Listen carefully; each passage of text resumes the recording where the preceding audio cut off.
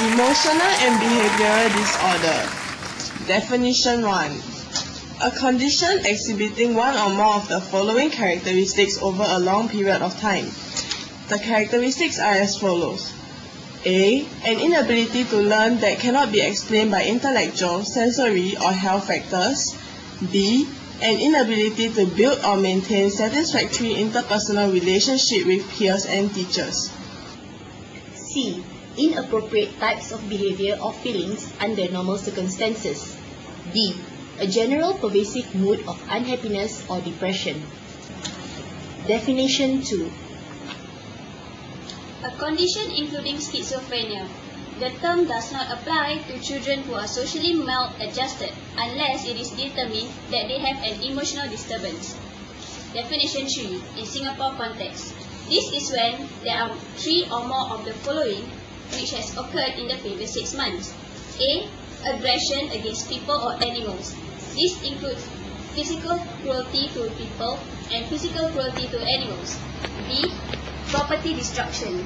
This includes deliberately setting fires to cause damage.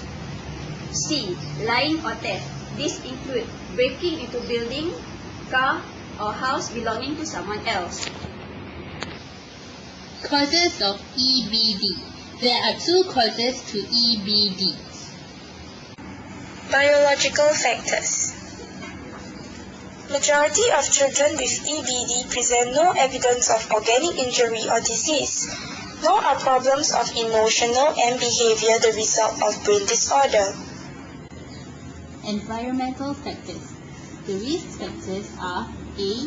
Family-based, which is the lack of supervision and monitoring of children's activities and no knowledge of children's peer association.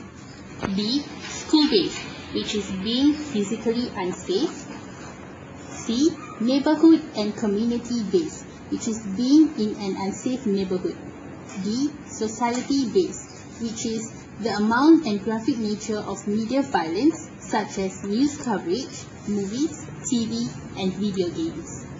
The characteristics include hyperactivity, aggression or self-injurious behavior, withdrawal, disrupting of classroom activities, preoccupied, do not follow or appear to care about the classroom rules, poor concentration. Some of the characteristics of the emotional and behavioral disturbances are immaturity, which includes inappropriate crying, temper tantrums, as well as poor coping skills. They have difficulties in learning and tend to perform academically below grade level. Their thoughts are distorted and they are regularly absent from school. Low self-esteem is also present. Conduct disorder is a subtype of emotional and behavioral disturbance. Children and adolescents with this disorder have great difficulty following rules and behaving in a socially acceptable way. This may include some of the following behaviors: aggression to people and animals, destruction of property, deceitfulness, lying or stealing, truancy, or other serious violation of rules. Obsessive-compulsive disorder is categorized by recurrent unwanted thoughts and repetitive behaviors such as hand-washing, counting, checking, or cleaning. They are often performed with the hope of preventing obsessive thoughts or trying to make them go away. Autism in children. People with autism appear indifferent and remote and are unable to form emotional bonds with others. Although people with this baffling brain disorder can display a wide range of symptoms and disability, many are incapable of understanding other people's thoughts, feelings, and needs. Often, language and intelligence fail to develop fully, making communication and social relationships difficult. Many people with autism engage in repetitive activities, like rocking or banging their heads or rigidly following familiar patterns in their everyday routines. Another subtype is anxiety disorder. We all experience anxiety from time to time, but for many people, including children, anxiety can be excessive, persistent, seemingly uncontrollable, and overwhelming. An irrational fear of everyday situations may be involved. This high level of anxiety is a definite warning sign that a person may have anxiety disorder. One accommodation the teacher can make in a classroom is to set up a quiet corner where the child can cool off. This is because children with EBD often have high stress points and they need time to relieve their anxiety. Teachers can teach children self-monitoring techniques such as encouraging children to talk about their feelings as well as self-talk. Another accommodation the teacher can make is to provide a frequent guided practice of social skills for children with EBD. These children often have difficulties working in groups. As such, teachers constantly make an effort to take time out and guide these children to improve on social skills and hopefully able to help them improve their social skills to work better with other children. The last strategy is to keep classroom rules simple and clear.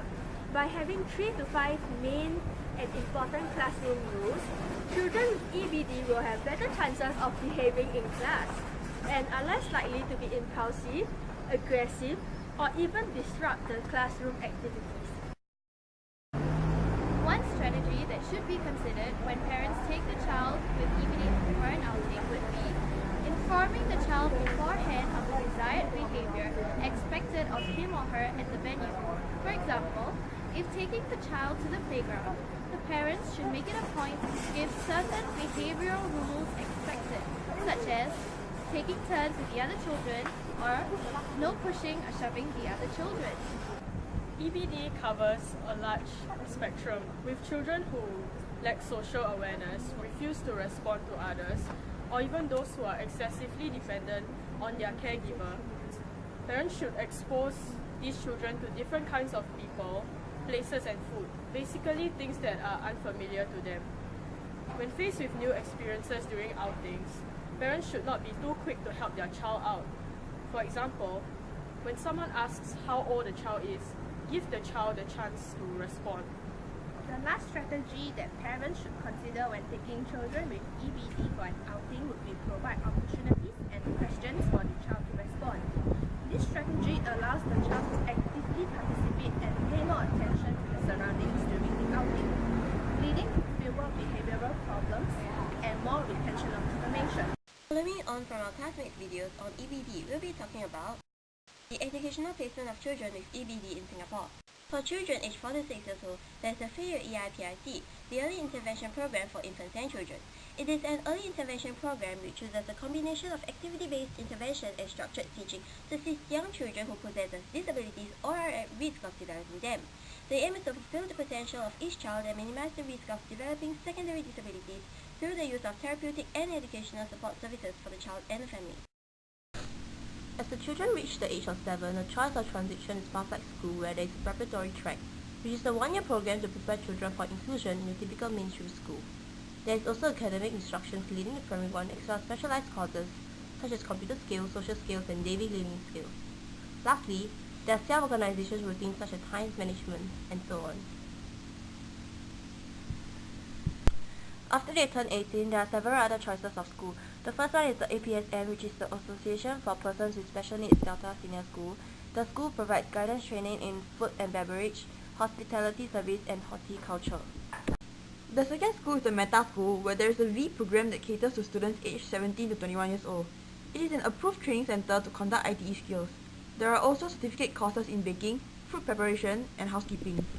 It prepares students for the ITE Skills Certificate that comprises of 2 components.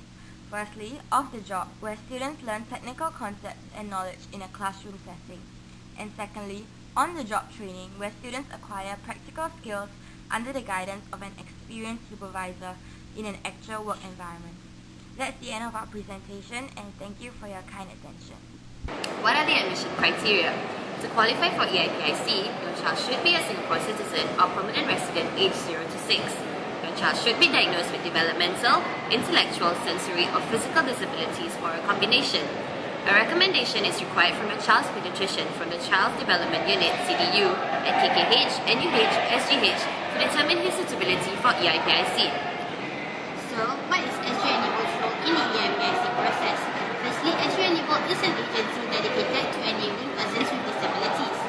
SG Enable will refer your child to an appropriate EIPIC center based on your decision, taking into consideration the following factors. Firstly, the type and severity of your child's disability. Secondly, your child's age. Thirdly, the distance of the center from your home. Fourth, the availability of your requests, such as caregiver support, transport, and specific therapists. Lastly, the types of programs offered at the center. How does the referral process work? Upon receiving a referral, an assigned staff from SG Enable will contact parents of the preferred choice. The staff will provide parents with relevant information on these centers for parents to make a decision. Staff will then refer the child accordingly. If you're a foreigner and you're applying for EIPIC, it is advised that you explore early intervention programs by private service providers. This is because Singapore citizens and permanent residents are given priority for placement at the government-aided centres. Furthermore, foreigners are not eligible for subsidies and will be required to pay full EIPIC fees. To apply for EIPIC for your child will be seen by a doctor at any polyclinic. The doctor will then refer your child to the Child Development Unit, also known as CDU, at hospitals such as KKH, NUH and SGH. A pediatrician from the CDU will then assess your child and recommend an appropriate early intervention if necessary. Before parents enroll their children into EIPIC centres, the child needs to undergo an initial screening. The session includes an hour of social interview and another hour of professional observation by a psychologist, occupational therapist, and speech therapist. The assessment will focus on the child's self-help skills, cognitive skills, social skills, and fine and gross motor activities. I helped to record the video. I learned that there are no certain biological factors that can cause EBD. I distributed and organized the script for the video, and I learned that EBD can be mistaken for crimes such as theft. I have helped by gathering information from the internet. I have learned that there are two factors that causes EBD, biological and environmental factors. I helped to write the information for the script. I learned that EBD is a condition that exhibits more than one characteristics over a long period of time. I helped to gather information from books. I learned that there are more than one definition to EBD.